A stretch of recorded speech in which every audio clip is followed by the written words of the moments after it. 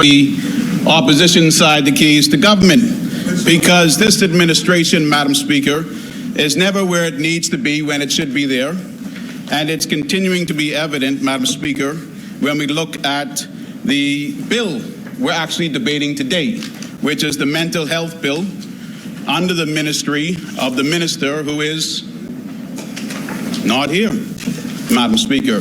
When he should be here, he is not here, Madam Speaker. The chair recognizes the honourable member for. To the edification of the member for, since the minister is out of country on a in the government of the Bahamas. He will be here next Wednesday when the debate continues, and he will speak to the debate, and he will deal with matters that are raised that require answers. So the member is away, and we'll of the bill. Thank you. You may. Very much, Madam Speaker. Bill, Madam Speaker, is not here. Recently we did not have environment there.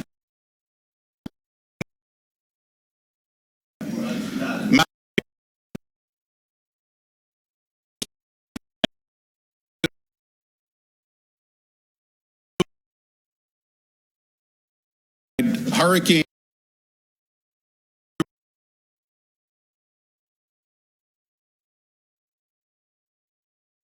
he was not where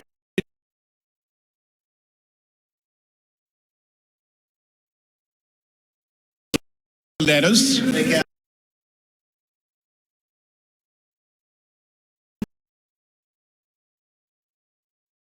STF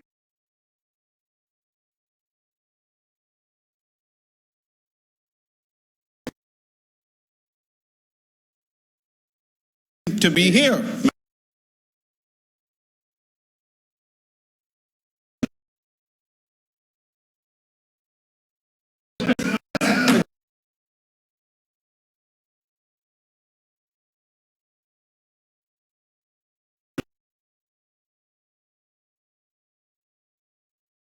And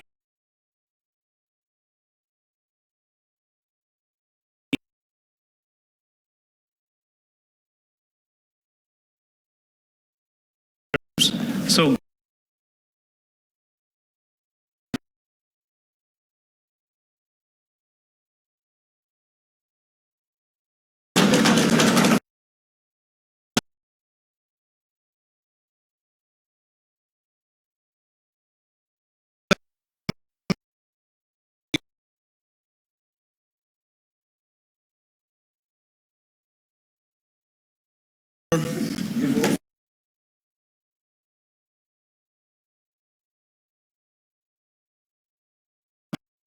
in the papers who is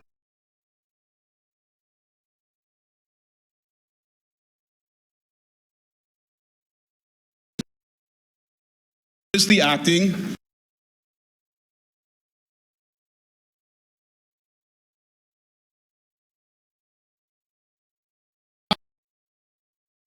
to be in Egypt at the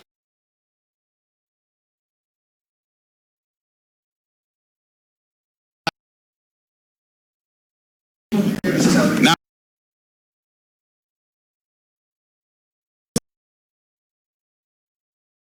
Madam Speaker, because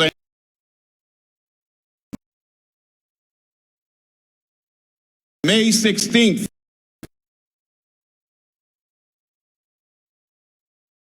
credit trading, and he can 9th there Bitcoin shaking the hands.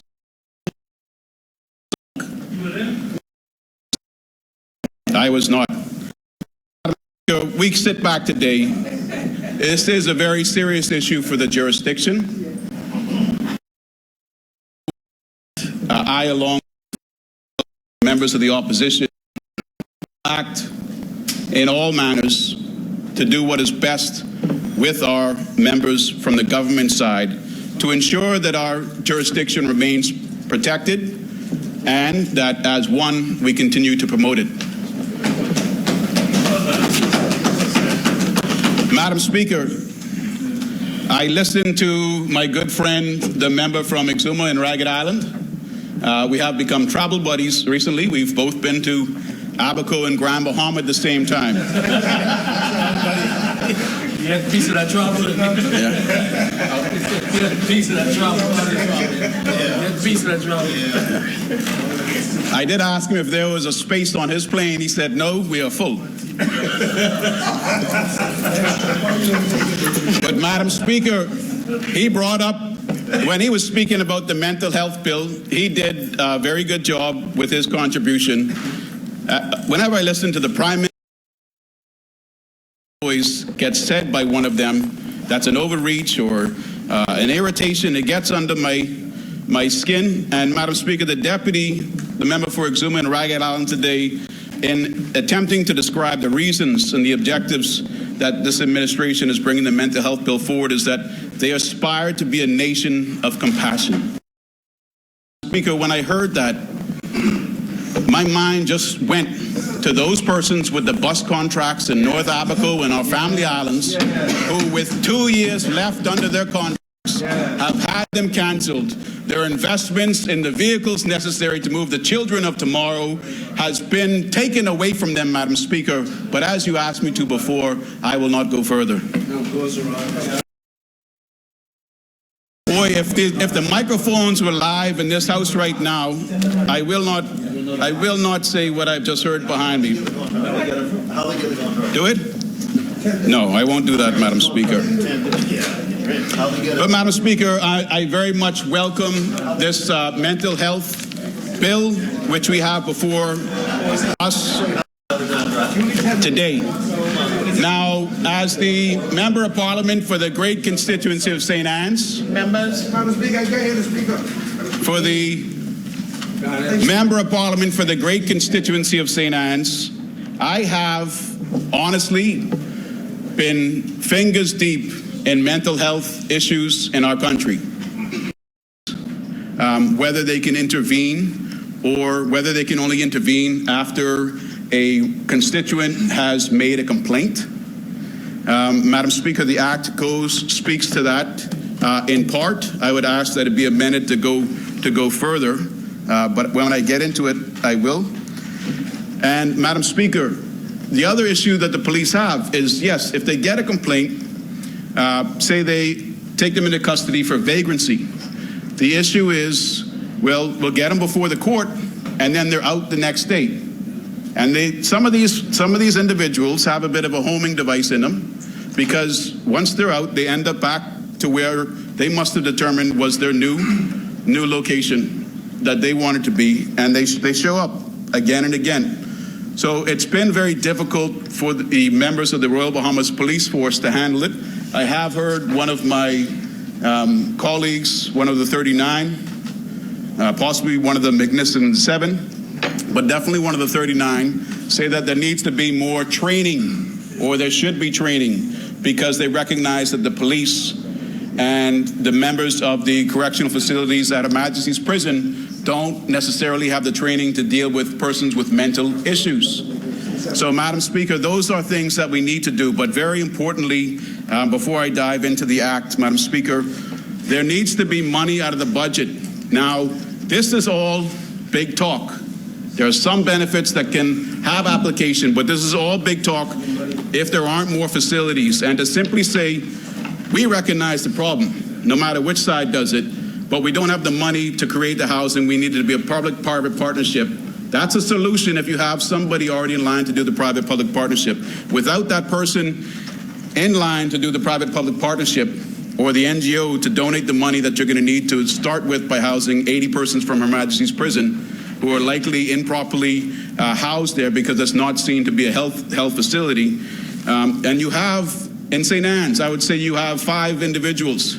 I'm sure in other constituencies There are going to be individuals that representatives in this House can think of right now and say this is a person that has mental issues. They've been living in the lifestyle that they have because there hasn't really been anything better that can be offered to them. And honestly, so long as they're not harming someone, it's not something that I can get involved with. So, Madam Speaker, the country needs out of its budget, the money was reported to be rolling in this morning. The country needs out of its budget to make further accommodation, Madam Speaker, for persons that need mental health care. And it's persons that need mental health care at Sandilands. It's persons that need mental health care in other family islands. It's persons that under this act, which I'll touch on, can have an accommodation that's suitably structured so the Minister of Health and the Minister of National Security can decide and give credit to become a healthcare facility, Madam Speaker. But we need to move with haste in identifying those facilities. And if it is something that at least can take 10, 20 people off from the streets and get them the treatment, maybe they get released after 3 weeks or after 3 months, but get them off from the accommodations and the lifestyles that they're being subjected to without proper care. That step needs to be done. We need to actually put people in care that are in need of it. Madam Speaker, this other photo here, this is my friend Anthony. This is my friend Anthony Thompson. Now, if you've worked in urban renewal in Engliston, you will know of Anthony Thompson, because in my time as a Rotarian, we were donating food to the Urban Renewal Center after a number of the homes burnt down in the evening's catastrophe. And I had actually been working to deter him from continuously going to my aunt's house, begging her, an elderly woman, for money at the door. So I knew what he looked like. And when he saw me, he was hesitant. But now when he sees me, I mean, he's outside of my law office in this picture. And this was taken 2 nights ago, Madam Speaker. I was closing up the office, still at my computer, and I heard a noise outside my window. And you find, it's par for the course in St. Anne's, Madam Speaker, to find, a cardboard box underneath a covered patio in the morning. Especially on these commercial properties on Village Road, someone's been there, and there was a cough. I looked out the window, and this guy was kicked back, laid back, so comfortable. He looked like Fabio on the cover of a book from the 1980s, He was just perfectly posed. But I went out there, Madam Speaker, and I already had money set aside to give him. He told me that he was going to the island. This was the time that he was going to turn his life around. I gave him the money, and I was happy to talk to him. Once he starts talking, he doesn't really stop talking until you clearly enter your vehicle and close the door. But he's not a harmful person to my knowledge, Madam Speaker. He's persistent. And before I took his photo, I asked him if he had ever been to Sandilands, and he said he had, and I did get his permission. I told him that, I wanted his photo because we're debating the mental health bill in the House of Assembly, and I told him that I'd call his name. But he's an individual that isn't in a situation like these persons, at least not now or possibly ever. I've never known him to be in that situation. But he needs help, and I think there have been efforts to try and help him in the past with job placement, but obviously he kind of prefers, in my opinion, a bit of the nomadic life. But as efforts expand under the mental health bill and the initiatives under the Health and Wellness Ministry, Madam Speaker, hopefully we'll go past finding more accommodation for the individuals that truly need it to helping the individuals that have the ability to be employed and find the ways to guide them, ensuring that they remain employed. Madam Speaker, I'm now going to look at the mental health bill in some detail. I think it's I think it's a very good bill, Madam Speaker. It's a lot of writing, but right away there are some nuggets in it that are beneficial to the public and are overall beneficial to the public. But the first one, because it's been so relevant for me in this short period of time that I've been a member of Parliament, is Section 67. And I'm going to read some of these sections because I think that the public needs to know, because they're not going to have access to this right now, and they're listening to 39 people speak for 30 minutes. It would be good for them to have an idea what the actual bill states. Maybe it's an idea that when there is a parliamentary website, bills tabled here get uploaded right away so the public can start reviewing and talking to their members of Parliament. Madam Speaker, Section 67, persons with mental illness loitering in a public place. A police officer shall, A, on being informed by a member of the public that a person loitering in a public place appears to be exhibiting symptoms of a mental illness, or on observing that person loitering in a public place is satisfied that the person appears to have a mental illness, and so the police officer shall also convey such person to the nearest health facility or mental health facility for examination and assessment.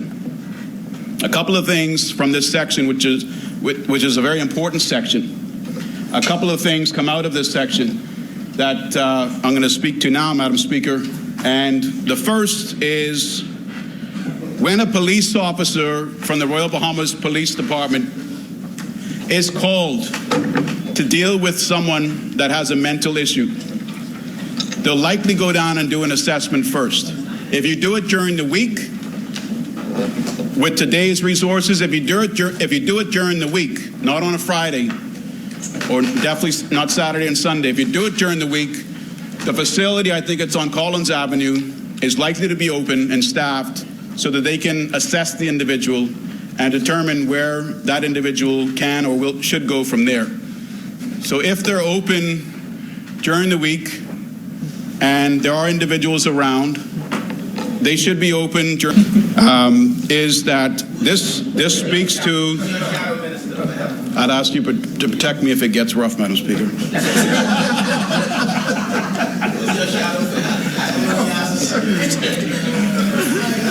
It says that a police officer shall, on observing that person loitering in a public place.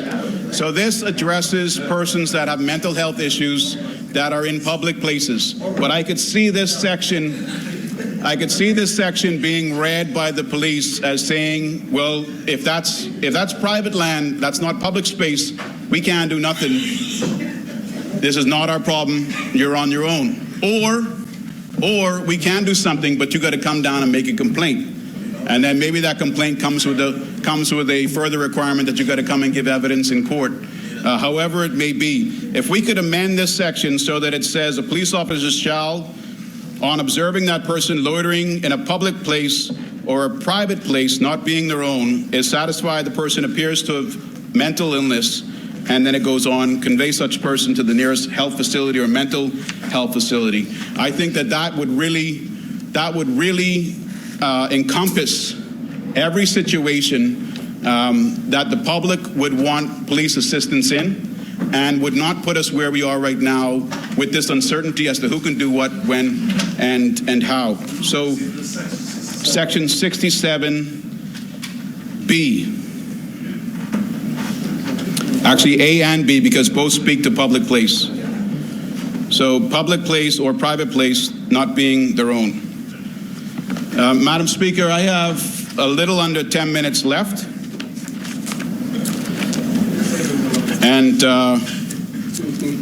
And everything is going well, Madam Speaker.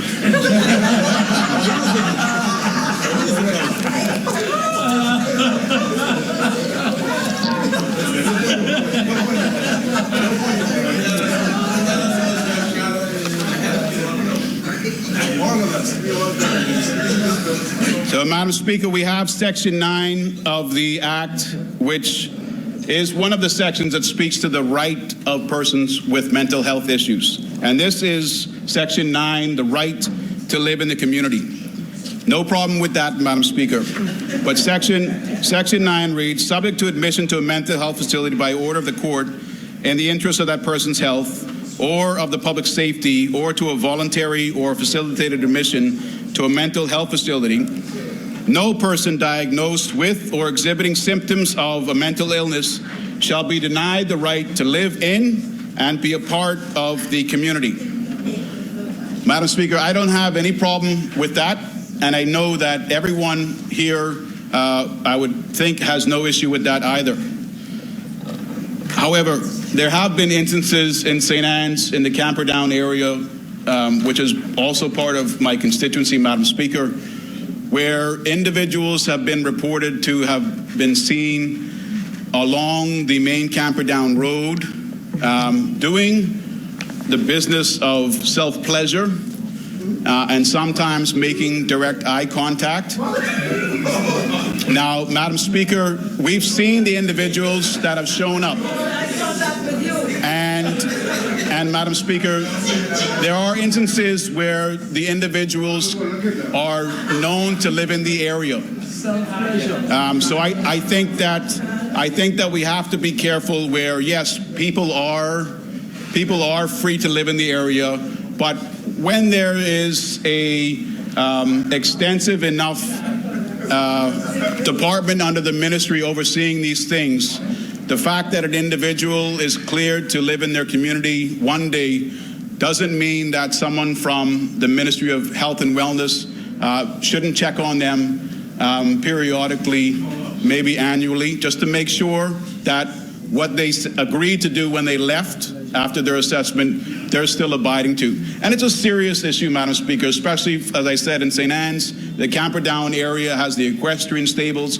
It also has men and women that are walking. And I'm not the type of man who approaches another man or person when they're doing that type of thing, Madam Speaker. But in this case of the right to live in the community, you also have some individuals who aren't acting offensively in the manner I've just described, but maybe because medication hasn't been taken, they're acting quite aggressively, and they're out and about in their immediate neighborhood, and it does put residents in fear of their lives. And just like when I was saying, you contact the police and they want to help, but it's never going to get anywhere because they'll just be back out on the street again if there's no place to put them at Sandilands. The neighbors end up having to live with this level of fear, which is fine for no one, really. I shouldn't say it's fine. It's not fine. But maybe out of understanding, they go on and they do their best to adapt to it. But I think we saw recently this year, where a man killed their uncle or their best friend. And that was an instance where obviously he had been able to carry himself in a manner which wasn't a great risk, or maybe had shown some signs of risk. But he ended up brutalizing of a known person. And that's not something that we should be taking lightly. But this act is good because it addresses a lot of those things. We need more resources in the Ministry of Health and Wellness. And I'll do my best, if the money keeps rolling in, to support any increased budget that Ministry of Health and Wellness comes up with to address these issues. Madam Speaker, the Act is good because it addresses advanced directives as well as the ability to nominate other representatives. No. To act, you can nominate persons to act for you if a time comes and you're no longer mentally capable to handle your business. In a lot of instances, I think in just about everyone's family, you have a family member, a friend who catches Alzheimer's, so just because of age, the memory goes. In the legal field, we've done documents called enduring powers of attorney, so that when that time comes and the doctor diagnoses them as having no longer the ability to handle their business affairs, that enduring power of attorney comes into effect. For the benefit of constituents, Madam Speaker, diagnosis will continue to be done by a medical practitioner. There's provisions for facilitated admissions to mental health facilities as well as health facilities. Madam Speaker, I'm being mindful of my available time unless you at this point wish to grant me more.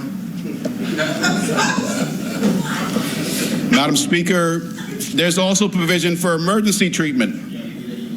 So this emergency treatment, Madam Speaker, goes back to the real issues that I've been dealing with, where the persons do need help. Emergency treatment under Section 31, subsections 1 and 2, subsection 1. Notwithstanding other provisions of this Act, care and treatment for mental illness may be provided by any medical practitioner. So this is the one time that I've seen under the Act where in an emergency, any medical practitioner can render treatment. Other than that, it's meant to be a mental health professional. So notwithstanding other provisions of this Act, care and treatment for mental illness may be provided by any medical practitioner or other mental health professional to a person either at a health facility, mental health facility, or in the community with or without the consent of the person if it is immediately necessary to prevent death or irreversible harm to the person or serious harm to himself and others. And then it describes in subsection 2 that any emergency treatment can include transportation of the person with mental illness to a health facility or mental health facility, and that emergency treatment shall be limited to 72 hours, after which time the person must be reassessed. There are provisions under this that deal with restraint, Madam Speaker, as well as seclusion. I expect seclusion to be when you put them in their own space that they cannot come out of. Restraint in both cases, Madam Speaker, is meant to be for a period not exceeding 3 hours unless it's deemed that further restraint is needed.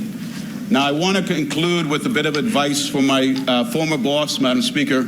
So I'm going to jump through a few of these very organized pink tabs and get to what needs to be discussed as I conclude, Madam Speaker. Madam Speaker, you have 36 persons in custody with mental illness. Where a person in custody who has been diagnosed with or is exhibiting symptoms of a mental illness, the officer in charge of a prison or other place where he is detained shall make an application within 48 hours of his becoming aware to the psychiatrist in charge of the mental health facility or to a responsible medical officer of a health facility for his transfer to the facility for examination and assessment by a psychiatrist, or where a psychiatrist is not available, by a medical practitioner or other mental health professional.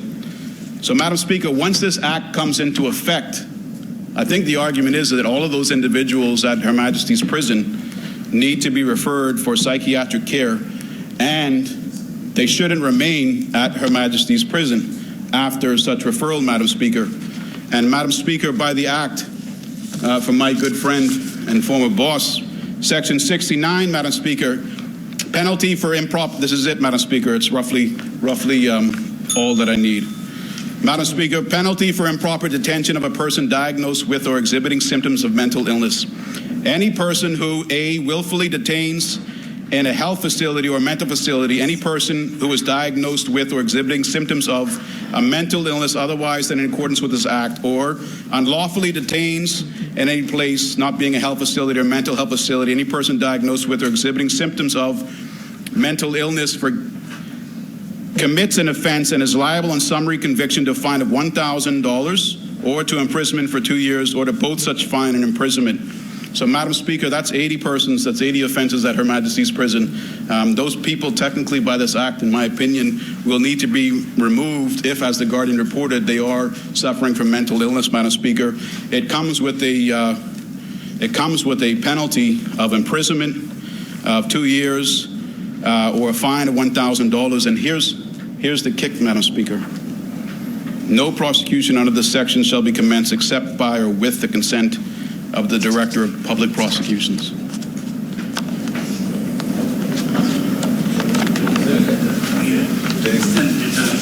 Well, my boss was previously critical of the Director of Private Prosecutions, so I'm just looking out for him, Madam Speaker.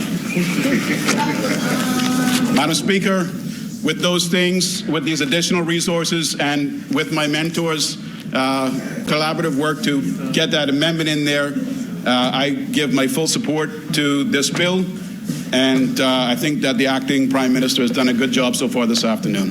Thank you, Madam Speaker.